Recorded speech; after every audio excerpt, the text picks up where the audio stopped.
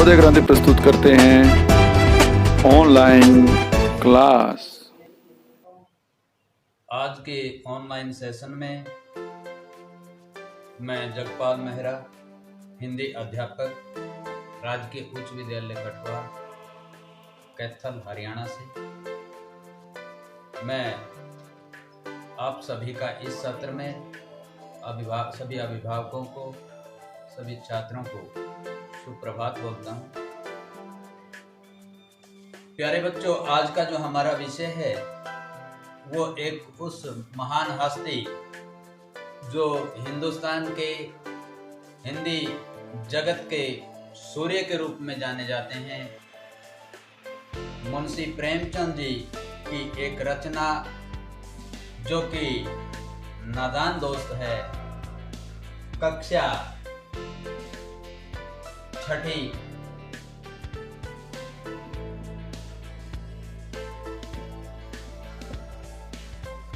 इस कहानी के ऊपर आज हम प्रकाश डालेंगे, क्योंकि मैं इस कहानी को शुरू करूं उससे पहले मैं बताना चाहूँगा कि मुंशी प्रेमचंद जी हिंदी जगत के एक सशक्त हस्ताक्षर हैं। उनकी रचनाएं आज पूरे भारतवर्ष को सुशोभित कर रही हैं और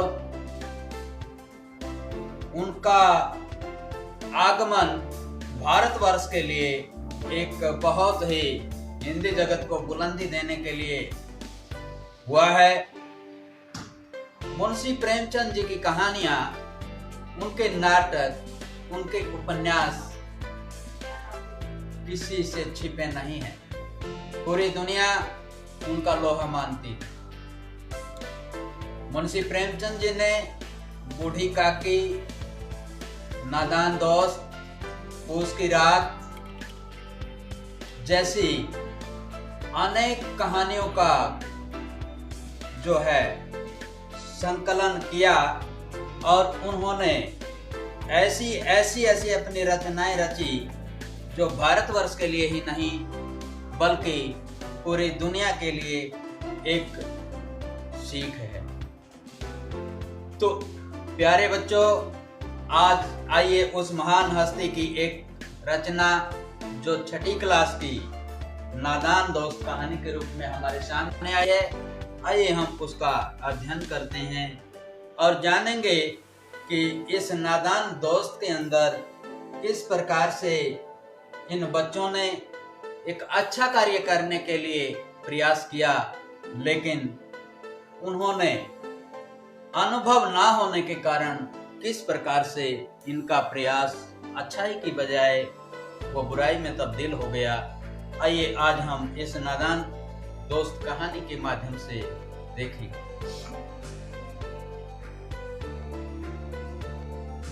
मैं पढ़ रहा हूँ, आपने ध्यान से सुनना है और इसके ऊपर मनन करना है, क्योंकि आपका जो उच्चारण है उसमें अगर कमी होगी तो वो भी आपका सुधर जाएगा, आपने ध्यान से अगर सुना तो। पाठ का नाम है नादान दोस्त, लेखक हैं इसके मुंशी प्रेमचंद जी, कक्षा 6ठी और दिनांक है आज 28/4/2020। प्यारे बच्चों, आज के इस सेशन में हम शुरू कर रहे हैं कहानी को। सुने ध्यान से। केशव के घर कार्निश के ऊपर एक चिड़िया ने अंडे दिए थे। केशव और उसकी बहन श्यामा दोनों बड़े ध्यान से चिड़िया को वहां आते जाते देखा करते। सवेरे दोनों आंखें मलते जाते। ये कार्निश शब्द आया, मैं इसको निशानी लगा लेता हूँ, बाद में हम इसका अर्थ लिखेंगे। कार्निश के सामने पहुंच जाते और चीड़ा और चिड़िया दोनों को वहां बैठा पाते। उनको देखने में दोनों बच्चों को न मालूम क्या मजा मिलता। दूध और जलेबी की सुध भी न रहती थी। दोनों के दिल में तरह तरह के सवाल उठते।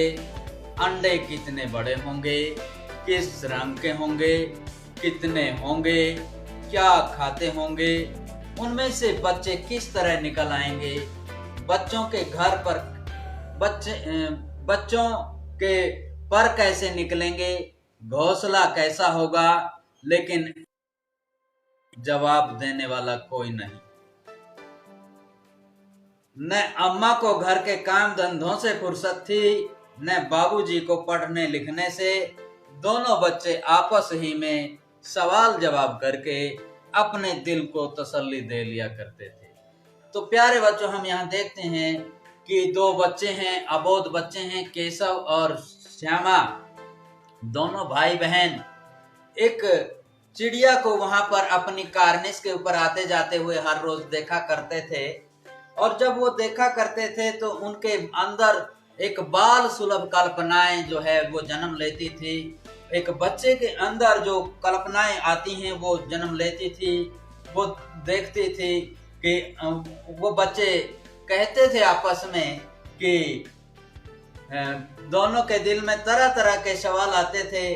अंडे कितने बड़े होंगे, किस रंग के होंगे, कितने होंगे, क्या खाते होंगे, ये सारी भावनाएं जो हैं, बाल सुलभ भावनाएं उनके अंदर उजागर होती।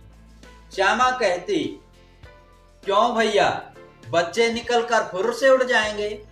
केशव विद्वानों जैसे गर्व से कहता, नहीं री पगली, पहले पर निकलेंगे, बगैर परों के बेचारे कैसे उड़ेंगे। श्यामा बच्चों को क्या खिलाएगी बेचारी। केशव इस पेचीदा सवाल, पेचीदा ये शब्द आया है, यहाँ हम इसको निशाने लगा लेते हैं, बाद में हम इनका शब्दार्थ जो है वो लिखेंगे। पेचीदा सवाल का जवाब कुछ न दे सकता था। इस तरह दिन 3-4 दिन गुजर गए। दोनों बच्चों की जिज्ञासा ये इसको हम निशाने लगा लेंगे, दिन दिन बढ़ती जाती थी। अंडों को देखने के लिए वे अधीर हो उठते थे, अधीर। उन्होंने अनुमान लगाया कि अब जरूर बच्चे निकल आए होंगे। बच्चों के चारे का अनुमान लगाया कि अब जरूर बच्चे निकल आए होंगे। बच्चों के चारे का सवाल अब उनके सामने आ खड़ा हुआ। चिड़िया बेचारी इतना दाना कहाँ पाएगी कि सारे बच्चों का पेट भरे। उनको चिंता है, चिड़िया बेचारी इतना चारा कहाँ से लेके आएगी कि इतने सारे बच्चों का पेट भर सके। गरीब बच्चे भूख के मारे चूं चूं करके मर जाएंगे। वो अपने मन में एक कल्पना करते हैं, वो भोजन अगर उनको नहीं मिलेगा तो वो बच्चे बेचारे चूं चूं करके मर जाएंगे। इस मुसीबत का अंदाजा करके दोनों घबरा उठे। दोनों ने फैसला किया कि कार्निस पर थोड़ा सा दाना रख दिया जाए। अंत में दोनों भाई बहन एक निर्णय के ऊपर पहुंचते हैं, और वो निर्णय इनका क्या होता है, वो फैसला क्या होता है कि हम इन बच्चों के लिए कार्निस के ऊपर एक इनके लिए दाना पानी रख दें। पहले मैं इनका अर्थ वैसे जुबानी बता देता हूँ। कार्निस का अर्थ होता है दीवार के ऊपर बनी हुई कंगनी। जैसे बाहर एक बरामदा से निकाल देते हैं और उसके ऊपर मकान से अलग होता है वो, उस दीवार से बाहर निकली हुई कंगनी। और एक जो शब्द आया था पेचीदा, मुश्किल, जिज्ञासा, जानने की इच्छा। जिज्ञासा जो है वो जानने की इच्छा। अधीर, बेचैन। अधीर का मतलब होता है बेचैन। और आगे एक जो शब्द आया है मुसीबत। मुसीबत का अर्थ होता है संकट। इसके बाद है इस मुसीबत का अंदाजा करके दोनों घबरा उठे। दोनों ने फैसला किया कि कार्निस पर थोड़ा सा दाना रख दिया जाए। श्यामा खुश होकर बोली, तब तो चिड़ियों को चारे के लिए कहीं उड़कर ना जाना पड़ेगा न।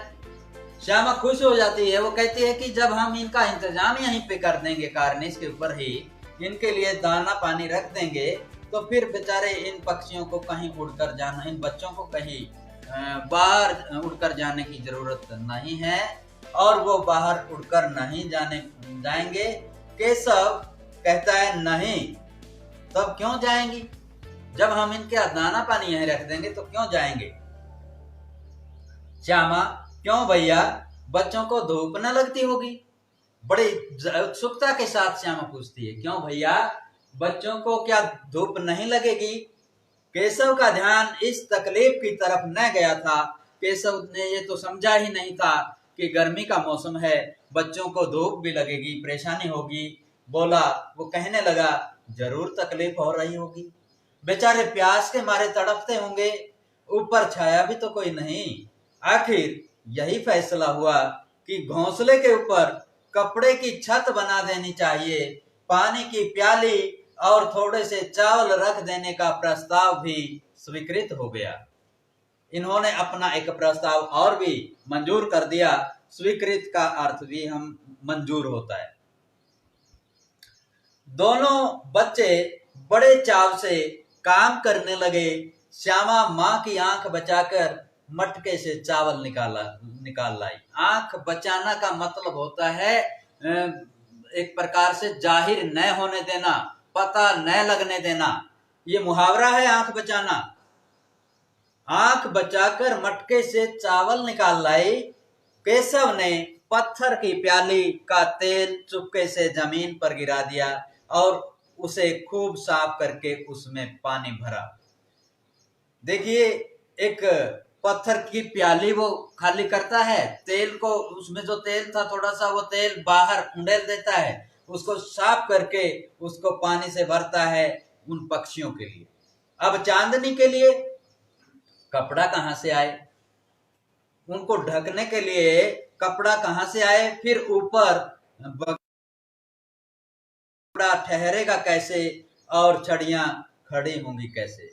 अब बच्चों के मन में एक बात आती है कि कपड़ा कहां से लेके आए इनके ऊपर छांव करने के लिए, और जब वो कपड़ा कैसे अटकेगा? नीचे अगर उनके कुछ सहारा ना होगा तो वो छड़ियों के बगैर छड़ियां कैसे खड़ी करेंगे? कैसे उस कपड़े को ऊपर रख करके उनके ऊपर छाया करेंगे पक्षियों के ऊपर? तो इस प्रकार की बाल सुलभ भावनाएं, बाल सुलभ कल्पनाएं उनके अंदर जन्म लेती रही और उसी हिसाब से ये काम करते रहे, उन पक्षियों की मदद करने के लिए आगे बढ़ते रहे। केशव बड़ी देर तक इसी उधेड़ बुन में रहा। आखिरकार उसने यह मुश्किल भी हल कर दी। काफी देर तक इसी उधेड़ बुन का अर्थ होता है सोच समझ में, और एक प्रकार से उस सोचने में लगा रहा, और उस आखिरकार अंत में उसने यह मुश्किल भी हल कर दी। श्यामा से बोला, जाकर कूड़ा फेंकने वाली टोकरी उठा लाओ। श्यामा से कहने लगा, मेरे मन में एक योजना आई है, जाकर के तुम इस एक कूड़ा जिसमें हम डालते हैं और बाहर फेंकते हैं, वो कूड़ा फेंकने वाली जो टोकरी है उसको आप ले आओ और हम अम्मा जी को मत दिखाना। ये डर इनके अंदर बना हुआ है कि अगर माता जी को या पिताजी को पता लग गया तो हम ये काम नहीं कर पाएंगे। इसलिए वो कहता है अम्मा को मत देखने देना। श्यामा कहती है वह तो बीज से फटी हुई है, उसमें से धूप ना जाएगी। श्यामा कहती है वो टोकरी तो बीज से फटी हुई है, उसमें से तो धूप निकलेगी, बच्चों को धूप लगेगी। और केशव ने झुंझलाकर कहा, तू टोकरी तो ला, मैं उसका सुराख बंद करने की कोई हिकमत निकालूंगा। सुराख, हिकमत। तो यहां पर वो कहता है झुंझलाकर का मतलब एक प्रकार से गुस्से में आकर के वो कहता है कि एक बार तू टोकरी तो लेकर आ, मैं उसका सुराख भी बंद करने के लिए, उसके उस छेद को बंद करने के लिए हिकमत का मतलब है कोई तरीका निकालूंगा। तो आइए, जितना हमने पढ़ा है इसके कुछ जो नवीन शब्द और जो जानने के लायक शब्द हैं, जिनकी हमें जिज्ञासा है कि हम इसे जानें और समझें, उन शब्दों का अर्थ हम जान लेते हैं। कार्निश, सबसे पहले है कार्निश।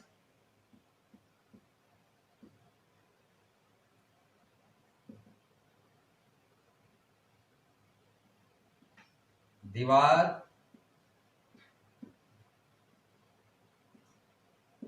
पर बनी कंगनी।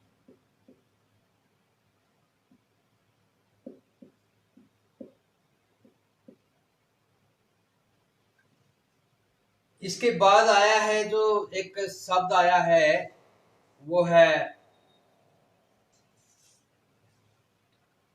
पेचीदा।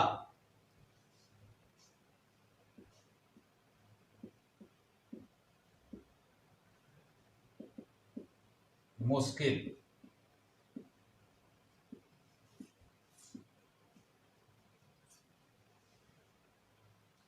जिज्ञासा,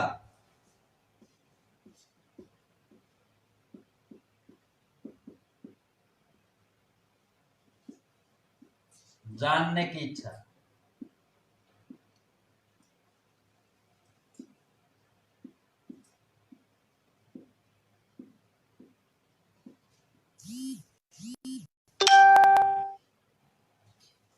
अधीर, बेचैन,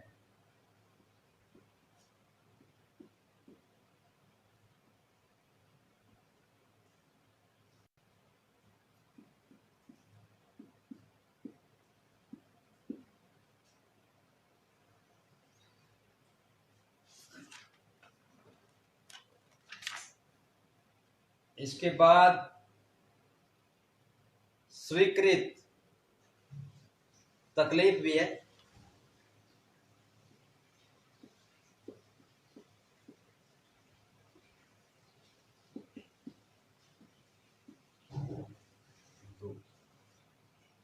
स्वीकृत,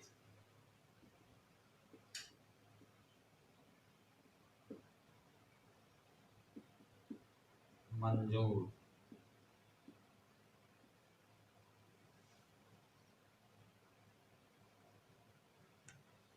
उधेड़-बुन,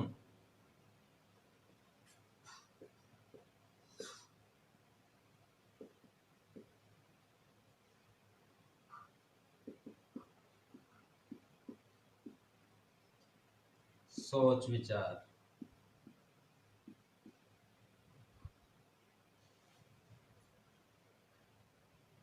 झुंझलाना,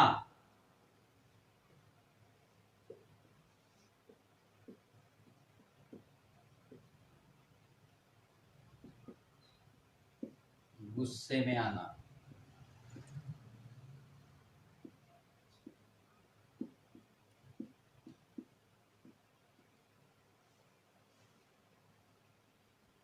सुराख,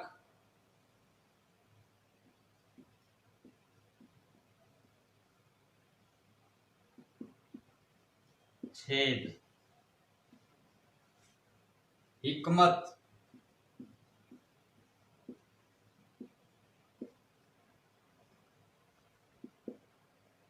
उपाय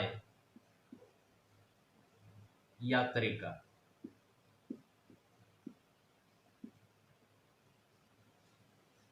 ये है इसके नवीन शब्द, या एक प्रकार से जिनकी इच्छा होती है जानने की कि इनका अर्थ क्या है, वो शब्द जो हैं इनको अगर हम ना समझें तो कोई भी गद्य या पद्य जो है उसको हम आसानी से नहीं समझ सकते। जब हमें इन शब्दों का अर्थ पता होगा तभी हम किसी भी रचना के संपूर्ण जो है अर्थ को समझ पाएंगे। इसलिए प्यारे बच्चों, आइए हम आगे का जो हिस्सा है कहानी का उसमें जाएंगे और समझेंगे कि आगे क्या हुआ।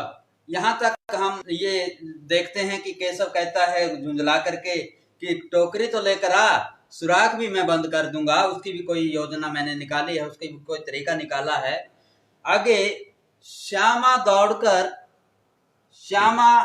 दौड़कर टोकरी उठा लाई।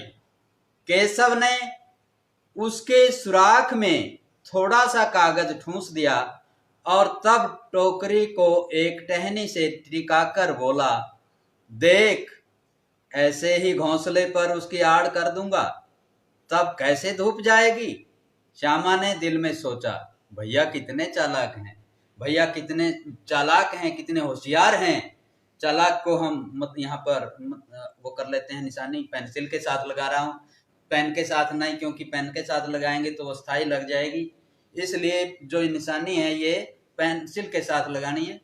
और आगे जो है, आगे लेखक लिखता है, गर्मी के दिन थे, बाबूजी दफ्तर गए हुए थे, अम्मा दोनों बच्चों को कमरे में सुलाकर खुद सो गई थी, लेकिन बच्चों की आंखों में आज नींद कहाँ, बच्चों की आंखों में आज नींद कहाँ, क्योंकि उन्होंने तो एक योजना बनाई पक्षियों को मदद करने की, उनको दाना पानी देने की जो योजना है वो उनके दिमाग में घूम रही थी, इसलिए वो कहाँ सो रहे थे, सो नहीं पा रहे थे। अम्मा जी को बहलाने के लिए दोनों दम रोके, दम बहलाने का मतलब खुश करने के लिए, उसको दिखाने के लिए दोनों ने दम रोक लिया, सांस रोक ली और आंखें बंद किए, आंखें बंद कर ली। मौके का इंतजार कर रहे थे कि कब अम्मा सो जाए और हम पक्षियों के ऊपर उनके जो है एक प्रकार से छाया बनाएं और उनके दाने पानी का इंतजाम करें, पक्षियों की मदद करें। जो ही मालूम हुआ कि अम्मा जी अच्छी तरह से सो गई, दोनों चुपके से उठे और बहुत धीरे से दरवाजे की सिटकनी खोलकर बाहर निकल गए। अंडों की हिफाजत सुरक्षा, अंडों की हिफाजत की तैयारियां होने लगी, अंडों की सुरक्षा करने की तैयारियां होने लगी। केशव कमरे से एक स्टूल लाया, जब उससे काम न चला तो नहाने की चौकी लाकर स्टूल के नीचे रखी और डरते डरते स्टूल पर चढ़ा, डरते डरते वो स्टूल के ऊपर चढ़ गया। श्यामा दोनों हाथों से स्टूल पकड़े हुए थी, स्टूल चारों टांगें बराबर न, स्टूल की जो टांगें थी चारों बराबर नहीं थी, इसलिए हिल रहा था स्टूल, और जो है बराबर न होने के कारण जिस तरफ ज्यादा दबाव पाता था, जरा सा हिल जाता था, उस वक्त केशव को कितनी तकलीफ उठानी पड़ती थी। जब वो स्टूल हिलता था तो सारा वजन जो है वो श्यामा का, केशव को जो है वो स्टूल पकड़ने में और कितनी हिम्मत और कितना साहस का परिचय देना पड़ता होगा। ये बच्चे हैं, अबोध बच्चे हैं, लेकिन जब वो स्टूल खिसकता होगा तो उनके अंदर कितना भय उत्पन्न होता होगा और किस प्रकार से वो साहस को समेट करके इस काम को आगे अंजाम दे रहे होंगे, ये हमें समझने की जरूरत है। तो तकलीफ उठानी पड़ती थी, ये उसी का दिल जानता है, केशव का ही दिल जानता है। दोनों हाथों से कार्निश पकड़ लेता और श्यामा को दबी आवाज से डांटता, अच्छी तरह पकड़ वरना उतर कर बहुत मारूंगा। मगर बेचारी श्यामा का दिल तो ऊपर कार्निश पर था, बार बार उसका ध्यान उधर चला जाता और हाथ ढीले पड़ जाते। केशव ने ज्यों ही कार्निश पर हाथ रखा, दोनों चिड़ियां उड़ गईं। जैसे ही कार्निश के ऊपर हाथ रखा केशव ने, दोनों चिड़ियां उड़ गई और केशव ने देखा कार्निश पर थोड़े तिनके बिछे हुए हैं। केशव क्या देखता है कि कार्निश के ऊपर थोड़े से तिनके बिछे हुए हैं। वो तिनके चिड़िया ने इकट्ठे करके और मेहनत करके इधर उधर से अपने बच्चों को जन्म देने के लिए, अपने अंडों को लेकर आने के लिए जो है वो तिनके बिछा रखे थे, ताकि उन तिनकों के ऊपर सुविधा से अंडों को रखा जा सके। तो चिड़िया ने इसी तरीके से उनको तिनकों को बिछाया हुआ था और उन पर 3 अंडे पड़े हैं। जैसे घोंसले उसने पेड़ों पर देखे थे वैसा कोई घोंसला नहीं है। जैसे घोंसले केशव ने पेड़ों के ऊपर बने हुए देखे, ऐसा कोई घोंसला वहां नहीं है। श्यामा ने नीचे से पूछा कि बच्चे हैं भैया? श्यामा पूछती है बच्चे हैं भैया? केशव कहता 3 अंडे हैं। अभी बच्चे नहीं निकले। श्यामा जरा हमें दिखा दो भैया कितने बड़े हैं। केशव दिखा दूंगा, पहले जरा चिथड़े ले आ। चिथड़े होता है फटे पुराने कपड़े। पहले जरा जरा थोड़े पहले थोड़े से चिथड़े ले आ, यानी कि फटे पुराने कपड़े ले आ, नीचे बिछा दूं, बेचारे अंडे तिनकों पर पड़े हैं। श्यामा दौड़कर अपनी पुरानी धोती फाड़कर एक टुकड़ा लाई। केशव ने झुककर कपड़ा ले लिया, उसकी कई तह करके उसने एक गद्दी बनाई।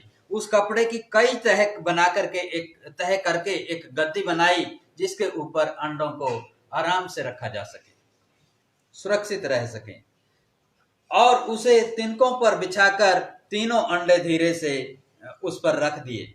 श्यामा ने फिर हमको भी दिखा दो भैया। फिर कहा श्यामा ने, हमको भी दिखा दो भैया। केशव कहता है, दिखा दूंगा, पहले जरा वह टोकरी तो दे दो, ऊपर छाया कर दूं। श्यामा ने टोकरी नीचे से थमा दी और बोली, अब तुम उतर आओ, मैं भी तो देखूं, मैं भी तो अंडों को देखना चाहती हूँ। अब तुम नीचे उतर आओ और मैं ऊपर जाऊंगी, श्यामा कहती है।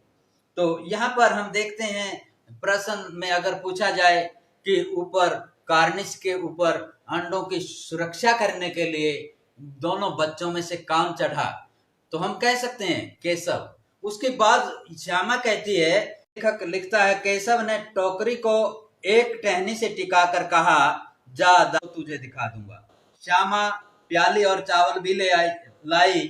केशव ने टोकरी के नीचे दोनों चीजें रख दी, आहिस्ता से उतर आया। दोनों चीजें रख दी और आहिस्ता जो शब्द है इसका अर्थ होता है धीरे से वो उतर आया। श्यामा ने गिड़गिड़ाकर कहा, अब हमको भी चढ़ा दो भैया। केशव कहता है, तू गिर पड़ेगी। श्यामा, नहीं गिरूंगी भैया, तुम नीचे से पकड़े रहना। मैं नहीं गिरूंगी भैया, तुम नीचे से स्टूल को पकड़े रहना और मैं ऊपर जाकर अंडों को देख लूंगी। केशव कहता है, न भैया, कहीं तू गिरा पड़ी तो अम्मा जी मेरी चटनी ही कर डालेगी, कहेंगी कि तूने ही चढ़ाया था। क्या करेगी देखकर। अब अंडे बड़े आराम से हैं, जब बच्चे निकलेंगे तो उनको पालेंगे। अब तुझे चढ़ने की जरूरत नहीं है श्यामा, अगर तू गिरा गई तो माँ मुझे बहुत डांटेगी, इसलिए तू सांत्वना रख, धैर्य रख। अभी अंडे मैंने सुरक्षित रख दिए हैं और जब बच्चे निकलेंगे तो फिर हम मिलकर के उनकी जो है परवरिश करेंगे, उनकी हिफाजत करेंगे, सुरक्षा करेंगे, उनको पाले पोसेंगे। दोनों चिड़िया बार बार कार्निश पर आती थीं और बगैर बैठे ही उड़ जाती थी। दोनों चिड़िया बार बार आती थी कार्निश के ऊपर और वहां पर बगैर बैठे ही उड़ जाती थी। क्यों उड़ जाती थी? क्योंकि उन अंडों को हाथ लगा दिया गया था। अब केशव ने सोचा, हम लोगों ने के डर से नहीं बैठती, शायद हमारे डर से ये यहाँ नहीं बैठती चिड़िया। स्टूल उठाकर कमरे में रखाया, चौकी जहां की थी वहीं रख दी ताकि अम्मा को पता न लगे। तो इस प्रकार से हम देखते हैं कि इस पाठ के अंदर बहुत सारी जो है इसने लेखक ने केशव और श्यामा के माध्यम से बहुत इन पक्षियों की मदद करने की कोशिश की है। और अगला जो दृश्य है इस कहानी का, हम देखते हैं। श्यामा ने आंखों में आंसू भरकर कहा। अब श्यामा रो पड़ी, क्योंकि केशव ने तो उन अंडों को देख लिया और उस श्यामा को वो देखने नहीं दे रहा, तो वो आंखों में आंसू आ गए। तुमने मुझे नहीं दिखाया, मैं अम्मा जी से कह दूंगी, ये सारी बातें बताऊंगी अम्मा से। केशव, अम्मा जी से कहेगी तो बहुत मारूंगा, कहे देता हूं। श्यामा, तो तुमने मुझे दिखाया क्यों नहीं? तुमने मुझे अंडों को क्यों नहीं दिखाया? केशव कहता है, और गिर पड़ती तो 4 सरना हो जाते। अगर तू देखते समय स्टूल से गिर जाती तो कितनी चोट लगती पता है? श्यामा, हो जाते देख लेना, मैं कह दूंगी। अगर गिर जाती, चोट आती तो आ जाती, लेकिन मैं बताऊंगी अम्मा को, देख लेना। इतने में कोठरी का दरवाजा खुला और माँ ने धूप से आंखों को बचाते हुए कहा, तुम दोनों बाहर कब निकल आए? इतनी देर में अम्मा आ गई। वो पूछने लगी, तुम दोनों कब आए बाहर? मैंने कहा न था कि दोपहर को न निकलना, किसने किवाड़ खोला? अम्मा बड़े गुस्से में आकर कहती है, मैंने बोला नहीं था कि दोपहर के समय में किसी ने बाहर नहीं निकलना। किसने दरवाजे को खोला? किवाड़ का अर्थ होता है दरवाजा। दरवाजा किसने खोला? किवाड़ केशव ने खोला। लेकिन श्यामा ने मां से यह बात नहीं कही। उसे डर लगा कि भैया पिट जाएंगे। केशव दिल में कांप रहा था कि कहीं श्यामा कह न दे अंडे न दिखाए थे। इससे अब उसको श्यामा पर विश्वास न था। अब केशव डर गया था कि कहीं श्यामा जो है माँ के सामने सारी बात न बता दे, क्योंकि केशव ने श्यामा को अंडे नहीं दिखाए थे, इसलिए श्यामा उससे नाराज थी।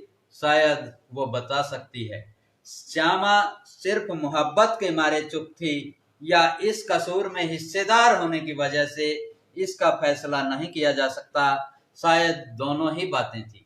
अब श्यामा क्यों नहीं बता रही थी अम्मा को? वो इसलिए नहीं बता रही थी कि वो अपने भाई से मोहब्बत करती थी, प्यार करती थी कि अम्मा को बता दिया तो भाई पर डांट पड़ेगी, या फिर वो भी बराबर की हिस्सेदार थी इस कसूर में, इस कसूर में बराबर के हिस्सेदार थी। वो इसलिए नहीं बता रही थी। ये कुछ फैसला नहीं किया जा सकता कि वो क्यों नहीं बता रही थी। ये शायद ये दोनों बातें हो सकती हैं। माँ ने दोनों को डांट डपट कर फिर कमरे में बंद कर दिया और आप धीरे धीरे उन्हें पंखा झलने लगी। अभी सिर्फ 2 बजे थे। बाहर तेज लू चल रही थी। लू, गर्म हवा, तेज लू चल रही थी। अब दोनों बच्चों को नींद आ गई थी। अब दोनों बच्चे सो गए थे। इस कहानी का जो तीसरा अंश है वो अब हम शुरू करते हैं। 4 बजे यकायक श्यामा की नींद खुली। किवाड़ खुले हुए थे। वह दौड़ी हुई कार्निस के पास आई। यकायक, यकायक शब्द आया है, इसका अर्थ है अचानक। अचानक श्यामा की नींद खुली। किवाड़ खुले हुए थे, दरवाजा खुला हुआ था। वह दौड़ी हुई कार्निस के पास आई और ऊपर की तरफ ताकने लगी। टोकरी का पता न था। संयोग से उसकी नजर नीचे गई और वह उल्टे पांव दौड़ती हुई कमरे में जाकर जोर से बोली, भैया अंडे तो नीचे पड़े हैं, बच्चे उड़ गए। भैया अंडे तो नीचे पड़े हैं, बच्चे उड़ गए हैं। केशव घबरा कर उठा और दौड़ा हुआ बाहर आया तो क्या देखता है कि तीनों अंडे नीचे टूटे पड़े हैं। केशव बहुत ही दौड़ करके वहां पर आया और क्या देखता है कि तीनों अंडे नीचे पड़े हुए हैं, टूट गए हैं और उनमें से कोई चूने के जैसी चीज बाहर निकल आई है। पानी की प्याली भी एक तरफ टूटी पड़ी है। पानी की प्याली भी एक तरफ टूटी पड़ी है। वहां पर वो जो टोकरी उन्होंने रखी थी वो भी नहीं है, कपड़ा भी नहीं है, अंडे नीचे पड़े हैं और उनमें से चूने के समान सफेद सफेद वस्तु जो है वो नीचे बह रही है। और इस प्रकार देख करके जो केशव है वो इस दृश्य को जब उसने देखा, प्याली भी टूटी पड़ी है, तो उसके चेहरे का रंग उड़ गया। सहमी हुई आंखों से जमीन की तरफ देखने लगा। सहमी हुई। किसी भी दुख या किसी भी प्रकार के हादसे को देख करके जो भाव उत्पन्न होते हैं वो आंखों के जरिए प्रकट होना, उसको कहना है सहमे हुए।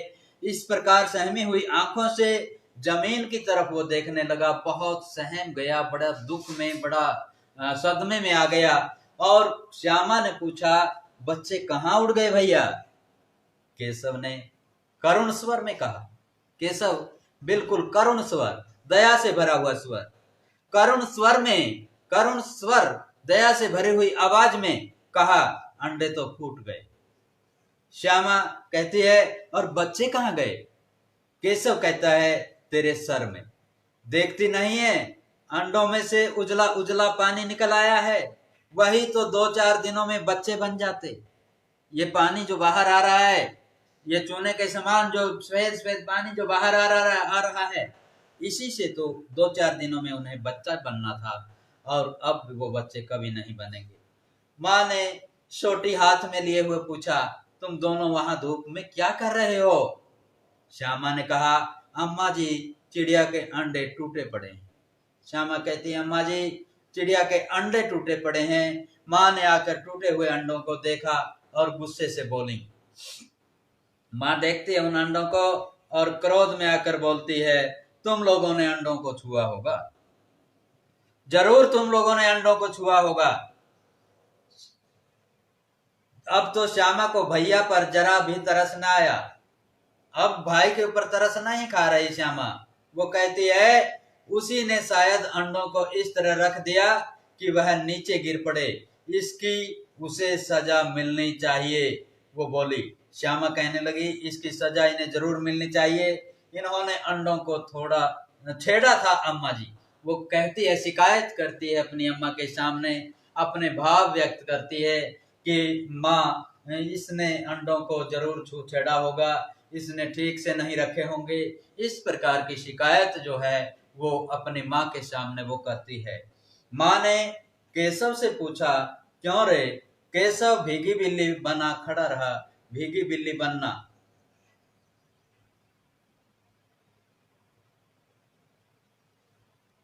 कुछ न बोलना, भीगी बिल्ली बना खड़ा रहा।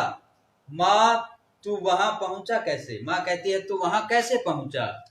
श्यामा चौकी पर स्टूल रखकर चढ़े अम्मा जी। केशव कहता है, तू स्टूल थामे नहीं खड़ी थी, स्टूल किसने पकड़ रखा था? श्यामा कहती है, तुम्ही ने तो कहा था। इस प्रकार से वो आपस में एक प्रकार से आपस में शिकायत करते हैं एक दूसरे की अपनी माँ के सामने। और माँ कहती है, तू इतना बड़ा हुआ, तुझे अभी इतना भी नहीं मालूम कि छूने से चिड़िया के अंडे गंदे हो जाते हैं, चिड़िया फिर उन्हें नहीं सेती। अगर तू इतना बड़ा हो गया, क्या तुझे इतनी भी समझ नहीं है कि चिड़िया अगर अंडों को कोई छू दे तो उन अंडों, वो जो अंडे हैं वो गंदे हो जाते हैं, और चिड़िया फिर उन अंडों को नहीं सेती। सेने का मतलब ये होता है कि उन अंडों के ऊपर बैठ करके चिड़िया जो बच्चे निकालती है, वो बच्चे निकालने की प्रक्रिया जो है वो बैठने के लिए उसको बोलते हैं सेना। तो इस प्रकार से चिड़िया जो है फिर उन अंडों को नहीं सेती। श्यामा ने डरते डरते पूछा, तो क्या चिड़िया ने अंडे गिरा दिए हैं? श्यामा डरती हुई पूछती है, तो फिर अम्मा हमें ये बताइए कि क्या चिड़िया ने अंडों को गिरा दिया है नीचे? अम्मा जी, माँ और क्या करती? माँ कहती है, और क्या करती चिड़िया? वो अंडे गंदे हो गए, अब उनमें बच्चे पैदा होने की संभावना नहीं रही, अब वो क्या करेगी उन अंडों का? उसने चिड़िया ने अंडे नीचे गिरा दिए, और केशव के सिर इसका पाप पड़ेगा। हाय हाय, 3 जाने ले ली दुष्ट ने। वो कहती है, माँ कहती है, केशव के सर पर इसका पाप पड़ेगा। हाय हाय, 3 जाने ले ली हैं इस दुष्ट ने। केशव रोनी सूरत बनाकर बोला, मैंने तो सिर्फ अंडों को गद्दी पर रख दिया था अम्मा जी। केशव रोने जैसी सूरत बना करके, रोने जैसा चेहरा बना करके, सूरत का मतलब होता है चेहरा, और रोने के जैसे चेहरा बना करके वो कहता है कि माँ, मैंने तो सिर्फ अंडों को गद्दी के ऊपर रखा था, मेरा कोई ऐसा भाव नहीं था कि मैं इन्हें कोई नुकसान पहुंचाता, लेकिन ये नुकसान हो गया। माँ को हंसी आ गई। अब माँ हंसने लगी, और मगर का अर्थ होता है लेकिन, केशव को कई दिनों तक अपनी गलती पर अफसोस होता रहा। अंडों की हिफाजत का अर्थ मैं पहले बता चुका हूँ, सुरक्षा। अंडों की सुरक्षा करने के जोग में की युक्ति में उसने, जोग का मतलब है युक्ति, उसने उनका सत्यानाश कर डाला, यानी कि उन्हें खत्म कर डाला। इसे याद कर वह कभी कभी रो पड़ता है। जब ये दृष्टांत उसे याद आता है, जब ये कहानी, जब ये दृश्य केशव को याद आता है, तो आज भी वो रो पड़ता है। दोनों चिड़िया वहां फिर न दिखाई दी। अब वो दोनों चिड़िया वहां से उड़ गई और उस दिन के बाद वो चिड़िया उन्हें नहीं दिखाई दी। इस प्रकार हम देखते हैं कि इन दोनों चिड़ियों का जो यहाँ पर एक नादानी के कारण, दोनों बच्चों की नादानी के कारण किस प्रकार से अंडों का नुकसान हो गया और वो अंडे बच्चे नहीं बन पाए, तो इसका कारण क्या रहा और किस प्रकार से उनकी जो नादानी है वो इन चिड़ियों के अंडों के लिए एक बहुत खतरा बन गई। इसलिए इस कहानी का जो एक संदेश है वो यही है कि जब किसी का हम भला करने के लिए, किसी को हम भलाई करने के लिए चलें, तो उसके लिए हमें पर्याप्त मात्रा में उसकी जानकारी होनी चाहिए, उस विषय के बारे में हम जानकार होने चाहिए। ऐसा ना हो कि हमारी आधी अधूरी जानकारी से हम किसी की मदद करने चलें और उसका नुकसान हो जाए। तो ये संदेश प्रेमचंद जी हमें देना चाहते हैं। और आइए प्रिय छात्रों, हम इस कहानी से जो कुछ प्रश्न हैं उनके बारे में देख लेते हैं। अंडों के बारे में केशव और श्यामा के मन में किस तरह के सवाल उठते थे? हमने देखा कि अंडों के बारे में सवाल करते थे श्यामा और केशव कि अंडे कितने बड़े होंगे, उनमें से बच्चे कब निकलेंगे, क्या खाएंगे, उनकी सुरक्षा के क्या इंतजाम होंगे। ये सब प्रश्न जो हैं उनके मन में आते थे, बच्चों के मन में। वे आपस ही में सवाल जवाब करके अपने दिल को तसल्ली क्यों दे दिया करते थे? इसका उत्तर हम इस प्रकार लिख सकते हैं, वे आपस में अपने आप ही बातचीत करके अपने दिल को तसल्ली इसलिए दे लेते थे क्योंकि माँ को तो घर के काम से फुर्सत नहीं थी और पिताजी को पढ़ने लिखने से फुर्सत नहीं थी कि वो उसके उन बच्चों के सवालों का जवाब देते। इसलिए वो आपस में ही बातचीत करके अपने आप को संतुष्ट कर लेते थे। दूसरा जो प्रश्न है वो ये है कि केशव ने श्यामा से चिथड़े, टोकरी और दाना पानी मंगाकर कार्निस पर क्यों रखे थे?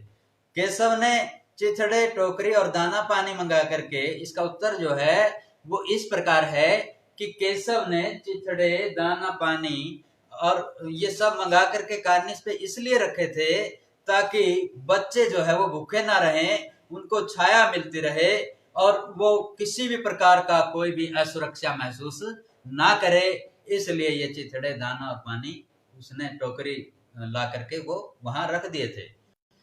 तीसरा जो प्रश्न है वो केशव और श्यामा चिड़िया के अंडों की रक्षा की या नादानी? केशव और इसका उत्तर हम इस प्रकार से दे सकते हैं, केशव और श्यामा ने चिड़िया के अंडों की रक्षा करने के लिए कदम बढ़ाया।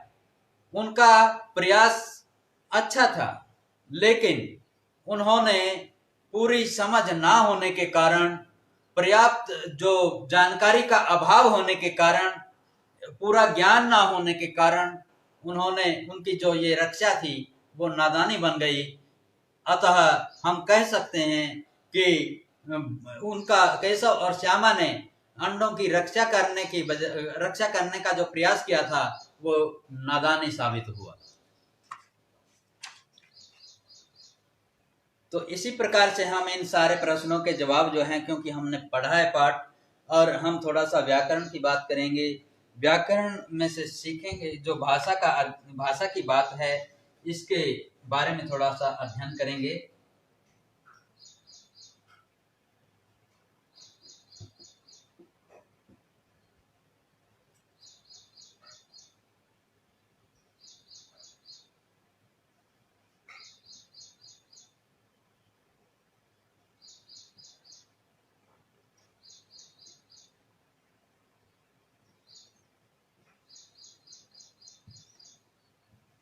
भाषा की बात में हम देखते हैं कि श्यामा माँ से बोली, मैंने आपकी बातचीत सुन ली है। ऊपर दिए गए उदाहरण में मैंने का प्रयोग श्यामा के लिए और आपकी का प्रयोग माँ के लिए हो रहा है। जब सर्वनाम का प्रयोग कहने के नीचे रेखा खींचो। रेखा खींचनी है, जैसे एक दिन यमुना तट पर बैठे शाम की ठंडी हवा का आनंद ले रहे थे, तभी उन्होंने देखा कि एक लंबा आदमी लड़खड़ाता हुआ उनकी ओर चला आ रहा है। पास आकर उसने बड़े दयनीय स्वर में कहा, मैं भूख से मरा जा रहा हूं, आप मुझे कुछ खाने को दे सकते हैं? तो यहाँ पर हम देखते हैं कि एक दिन दीपू और नीलू यमुना तट पर बैठे शाम की ठंडी हवा का आनंद ले रहे थे, तभी उन्होंने जो आया है,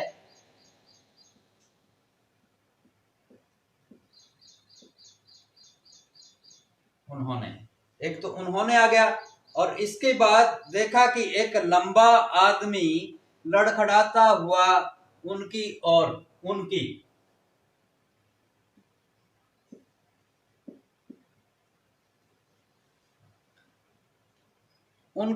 चला रहा है। पास आकर उसने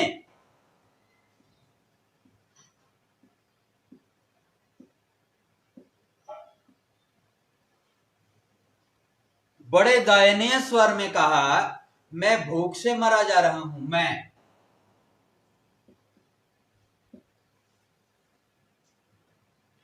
पास आकर उसने बड़े दयनीय स्वर में कहा, मैं भूख से मरा जा रहा हूं, क्या आप मुझे कुछ खाने को दे सकते हैं? आप। तो ये 3 श्रेणी के जो हैं सर्वनाम हमारे सामने आए हैं।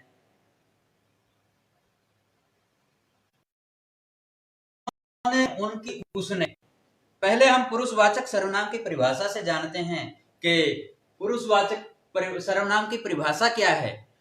जो सर्वनाम वक्ता, बोलने वाला, श्रोता, सुनने वाला और जिसके बारे में चर्चा हो रही हो, इन तीनों का ज्ञान कराता है, तीनों पुरुषों का ज्ञान कराता है, उसे पुरुषवाचक सर्वनाम कहते हैं। अब इसके 3 भेद जो हैं, ये इनमें से देखो, वक्ता कौन है? मैं। ये हो गया उत्तम पुरुषवाचक सर्वनाम।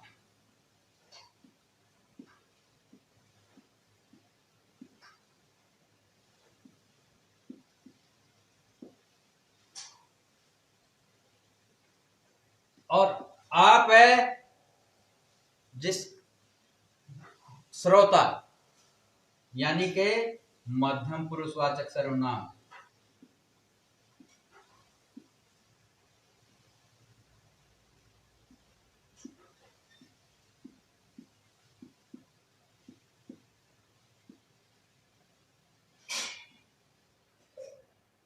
इसके बाद है उन्होंने, उनकी, उसने। ये कौन है? जिसके बारे में चर्चा हो रही है, यानी के अन्य पुरुषवाचक सर्वनाम।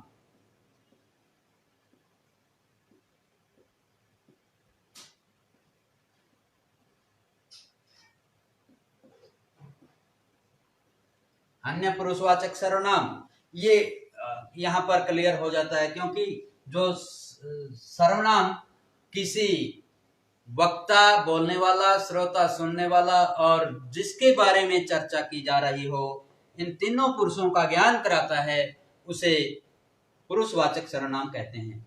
इसके बाद अगर हम देखें भाषा की बात में, तगड़े बच्चे, मसालेदार सब्जी, बड़ा अंडा, यहाँ रेखांकित शब्द क्रमशः बच्चे, सब्जी और अंडे की विशेषता यानी गुण बताते हैं, इसलिए ऐसे विशेषणों को हम गुणवाचक विशेषण कहते हैं। इसमें व्यक्ति या वस्तु के अच्छे बुरे हर तरह के गुण आते हैं। तुम 4 गुणवाचक विशेषण लिखो और उनसे वाक्य बनाओ। 4 गुणवाचक विशेषण और लिखने हैं हमने। गुणवाचक विशेषण जैसे सुंदर है,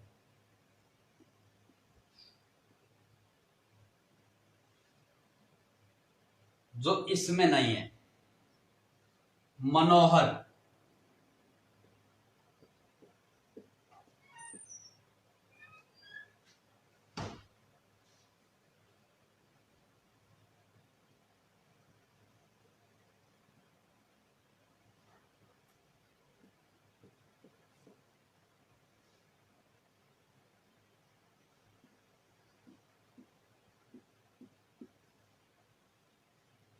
ये चार हमारे गुणवाचक विशेषण हो गए। जैसे फूल सुंदर है,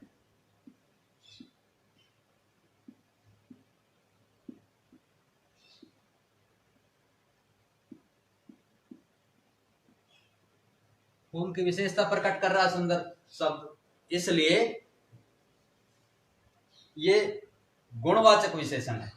मनोहर,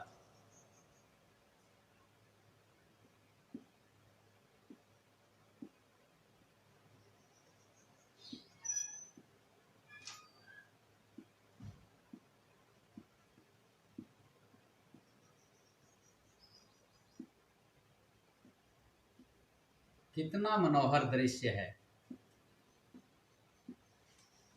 यहां पर दृश्य की विशेषता प्रकट की जा रही है, ये मनोहर, इसलिए ये गुणवाचक विशेषण है। गुणी,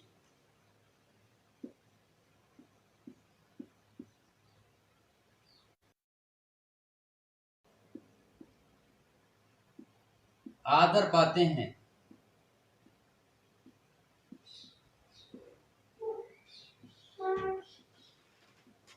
यहाँ पर लोगों की जो विशेषता है वो प्रकट की जा रही है गुणी शब्द के द्वारा, इसलिए ये गुणी शब्द जो है ये गुणवाचक विशेषण है। इसी तरह से विद्वान,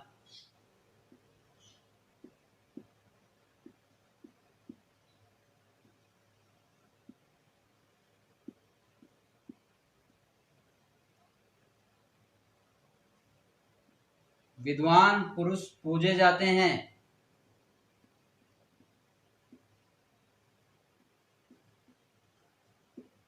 यहाँ पर विद्वान जो है पुरुष की विशेषता प्रकट कर रहा है, इसलिए ये गुणवाचक विशेषण है। इसके बाद जो है हमारा तीसरे प्रश्न में भाषा की बात में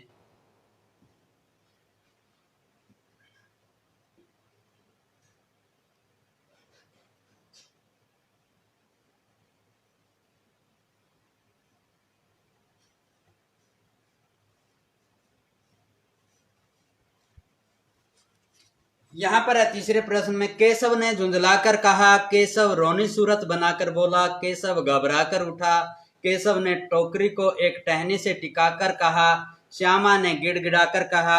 तो ये गिड़गिड़ाकर, टिकाकर, घबराकर, बनाकर, झुंझलाकर, ये सारे शब्द जो हैं वो रीतिवाचक क्रिया विशेषण है और ये अव्यय शब्द हैं, अविकारी शब्द हैं, इनके अंदर विकार नहीं आता। इस प्रकार के अगर हम इसमें प्रश्न में पूछा गया है कि 5 क्रिया विशेषणों का प्रयोग आपने करना है जो इनमें ना हो, जैसे थक कर, बनाकर, रचकर, संवर कर, सहम कर, इन शब्दों को लेकर के हम वाक्यों में प्रयोग कर सकते हैं। तो प्रश्न नंबर 4 में है, नीचे प्रेमचंद की कहानी सत्याग्रह का एक अंश दिया गया है, तुम इसे पढ़ोगे तो पाओगे कि विराम चिन्हों के बिना यह अंश अधूरा सा है। इसमें विराम चिन्ह नहीं लगाए गए, इसलिए ये जो अंश है ये अधूरा सा लगता है। तुम आवश्यकता के अनुसार उचित जगहों पर विराम चिन्ह लगाओ। आवश्यकता के अनुसार यानी कि उचित जो जगह है वहां पर आपने विराम चिन्ह लगाना है। तो आइए हम इसके अंदर देखते हैं कि उसी समय एक खोमचे वाला जाता दिखाई दिया। 11 बज चुके थे, चारों तरफ सन्नाटा छाया था। पंडित जी ने बुलाया, खोमचे वाला, खोमचे वाला, कहिए क्या दूं, भूख लग गई न, लग आई न। अन्न जल छोड़ना साधुओं का काम है, हमारा काम नहीं। मोटे राम अब क्या कहता है, यहाँ क्या किसी साधु से कम है? चाहे तो महीने पड़े रहें और भूख न लगे, तो मुझे तो केवल इसलिए बुलाया है कि जरा अपनी कुप्पी मुझे दे, देखूं तो वहां क्या रेंग रहा है। मुझे भय होता है, डर होता है। तो आइए हम इसके अंदर कोई भी विराम चिन्ह नहीं लगा हुआ है और इस गद्यांश के अंदर हम विराम चिन्ह लगाएंगे। कैसे लगाएंगे? उसी समय एक खोमचे वाला जाता दिखाई दिया। उसी समय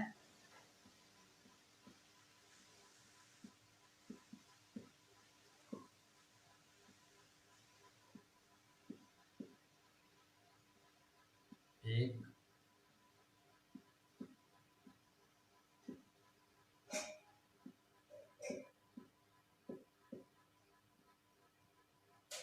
खोमचे वाला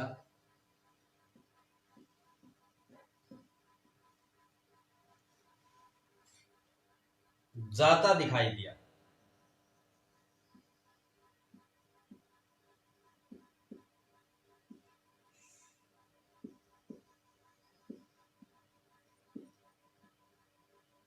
यहाँ कोई विराम चिन्ह इन्होंने नहीं लगाया, हम विराम चिन्ह लगाएंगे पूर्ण विराम। इसके बाद है 11 बज चुके थे, चारों तरफ सन्नाटा छा गया था। पंडित 11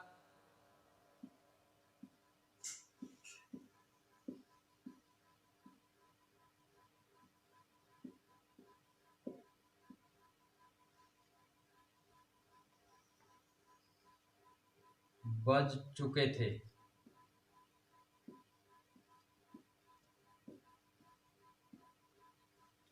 यहां पूर्ण विराम लगा दिया।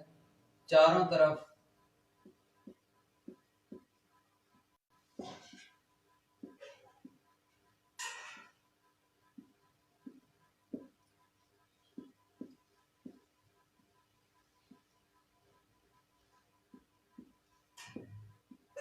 सन्नाटा छाया हुआ था।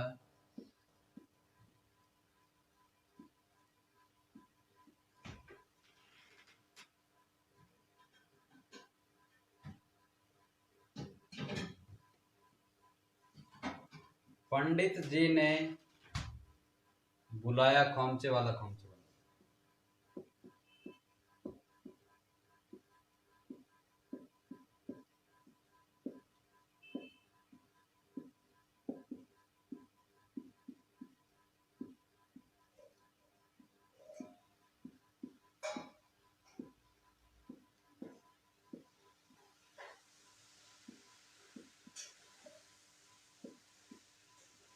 खोमचे वाला, खोमचे वाला, कहिए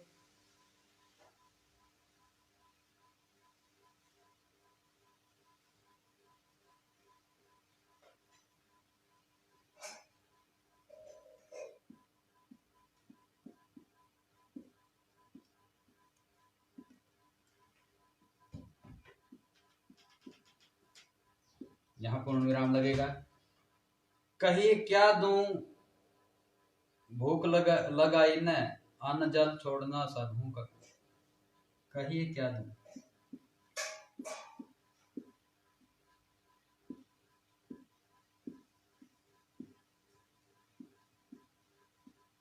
यहाँ पूर्ण विराम लगेगा।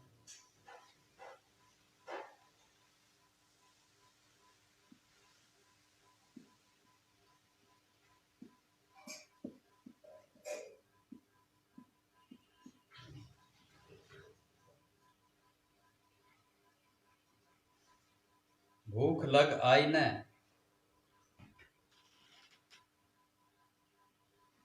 अन्न जल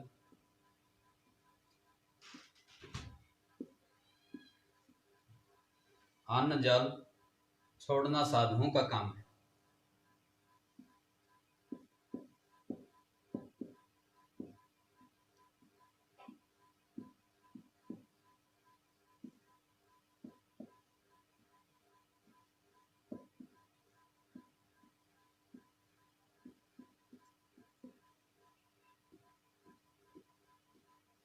अन्न जल छोड़ना साधुओं का काम है, हमारा आपका नहीं।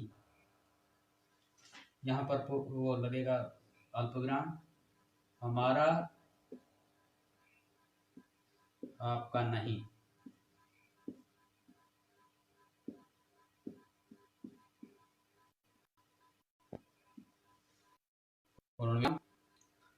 मोटेराम अबे क्या कहता है,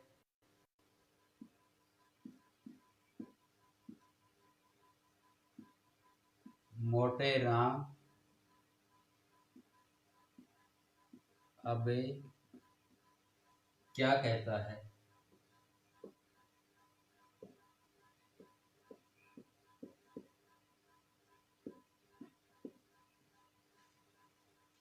अबे क्या कहता है, यहाँ क्या किसी साधु से कम है। पूर्ण विराम, यहाँ क्या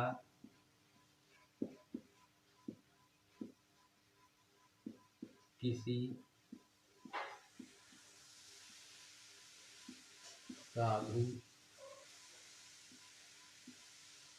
से कम है।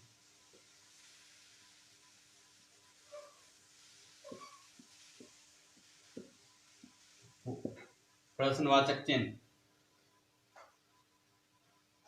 चाहें तो महीने पड़े रहें और भूख न लगे। चाहें तो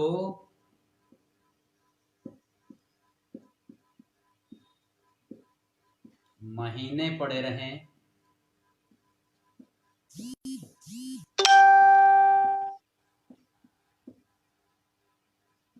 और भूख न लगे।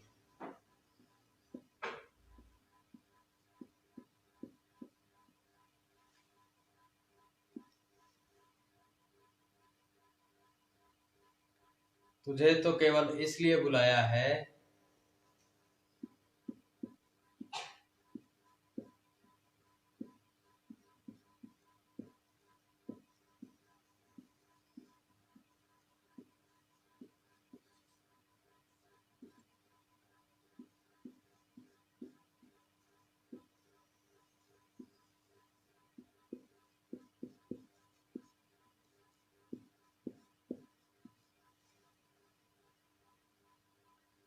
कि जरा अपनी कुप्पी मुझे दे।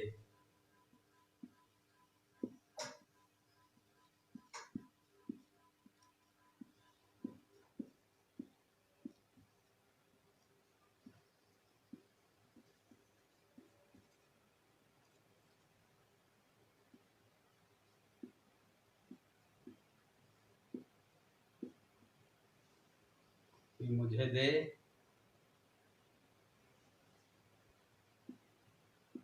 देखूं, यहाँ अल्पविराम आएगा और इसके बाद देखूं तो वहां क्या रेंग रहा है।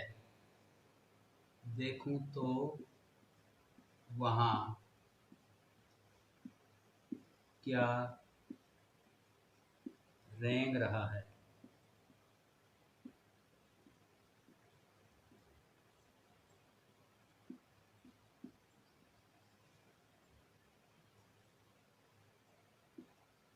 मुझे भय होता है।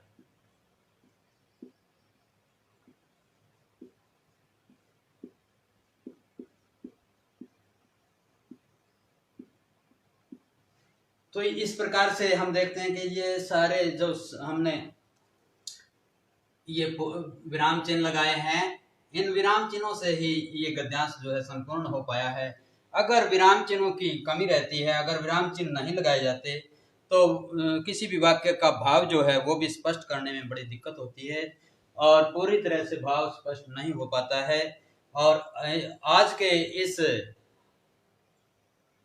ऑनलाइन सेशन के लिए मैं इस कहानी का जो समापन है यहीं पर समापन करूंगा और चाहूंगा कि जब तक ये विराम चिन्हों का प्रयोग हम पूरी तरह से नहीं करेंगे तो वाक्य का भाव जो है स्पष्ट करने में बड़ी दिक्कत होगी।